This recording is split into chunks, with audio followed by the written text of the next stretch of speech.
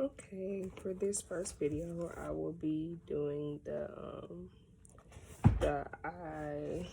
IRAC. Yeah, I said the right RAC method. For the Kellogg's versus National Biscuit Co. So first, what I did is went throughout each one, and just wrote down the issue rules, my analysis, and then lastly, the evidence. I mean, not the evidence, but the conclusion of each. So first, Kellogg, the case of Kellogg versus National Biscuit Co.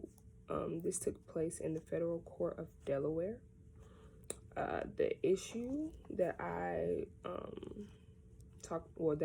got from this case was the word shredded wheat. So basically, there was no trademark on the word, and therefore the name was, first dibs for each company. So basically, in a sense,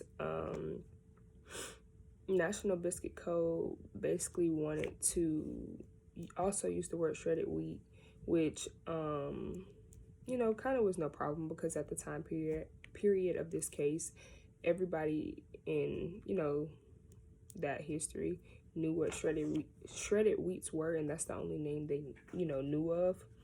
So the problem came about when the original producer did not want the competitor to have a similar product with the similar name, but they have to go all the way back to when the word was originally found, which was like 18 something when I read. And basically the patent for the man who originally came out with that word back in the 1800s, he had died. So which means, after your birthday, it's a time period before the patent will expire. So the patent had then expired, so which made the word free dibs. Anybody could use the word.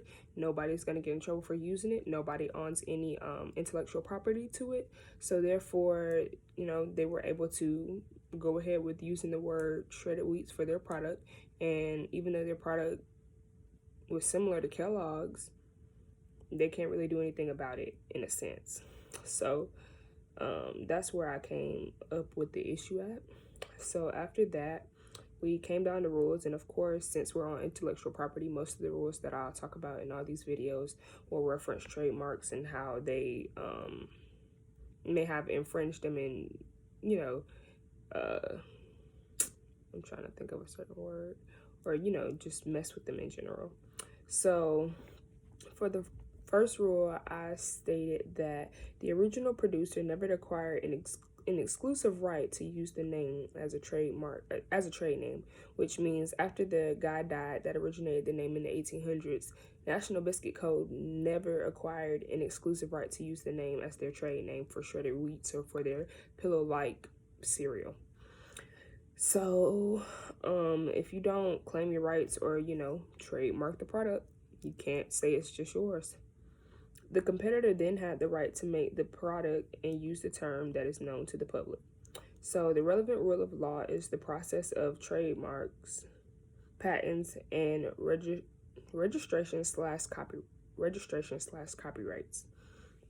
So trademarks are a type of intellectual property that protects your right as long as it relates to your brand name, logo, business, etc. So once I took down the rules of that, of course, we knew from this case, it was pretty, straight to the point. If you do not trademark your brand, your product, your name, your logo, anything that you feel that you want to keep to yourself that you do not want the public to use, you better get some type of patent, copyright, trademark, something registered within, where you stay, in your state and everything, to make sure that is copyrighted so no one else can use that name. So,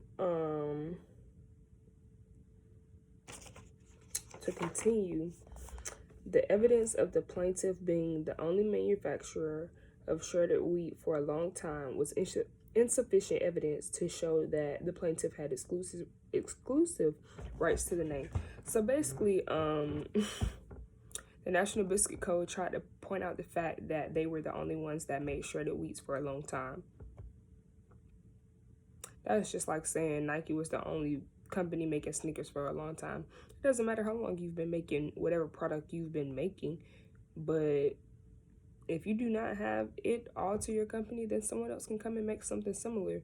And just because the brand may have a better reputation, that same product may sell better at another, competitor or at another brand. And in a situation like that, National Biscuit Co. could have then focused on a different product possibly, and then came, above Kellogg in a sense. But when you focus on the small things, big things happen. So in conclusion, the suit was discontinued by stipulation in 1930, and in 1935, the district court dismissed the bill behind shredded wheat, which is the original bill behind the original guy that created the rate in the 1800s. They found that no passing off or deception had been shown in this case. So they felt like Kellogg did not, go out in intent to copy National Biscuit Co. They didn't go hunting after them to steal shredded wheats and steal that idea and then make it theirs. That wasn't their intentions. They seen the name, it fit the product, and that's what they did, because they did not make the same exact product as the National Biscuit Company.